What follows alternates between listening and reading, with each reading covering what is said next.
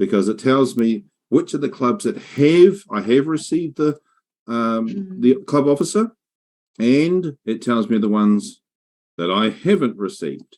Now, the interesting thing is this. This is a publicly available report. It has no login. Therefore, I can copy that URL. I'm going to go copy. Then I'm going to go to Excel. And I'm going to start a new workbook in Excel. And in Excel, I'm going to go data from the web. Data from the web.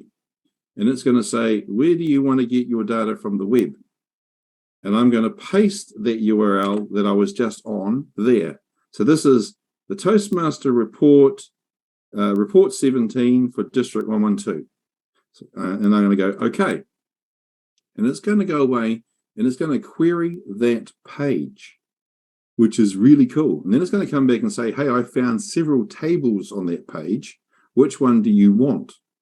So the first one is the document. I don't want that. Table 0, I don't want that. Table 1, I don't want that. Table 2, I want that one. That's the report, right? So I'm going to say load that report. So what I've just got now is it's querying the internet and giving me the most up-to-date data. And then I save this file and I open it tomorrow and I go right mouse click and I go refresh, and it goes and re-queries the internet and gives me the most up-to-date data. Wow. That is so cool. Hey, but not only that, I'm a geek. So I'm going to do this. I'm going to rename that sheet. I'm going to call it raw data because that's just what I do. And I'm going to create a new column over here, which I'm going to call status. Why? Because I don't like the fact that they're giving me different dates. All I care about is the word received or not received.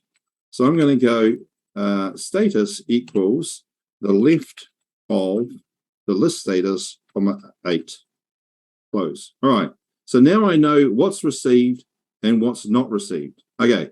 What can I do with that? Well, I'm glad you asked. In sheet 1, I can go pivot. What's a pivot? Well, I'm going to insert a pivot table from a table or range.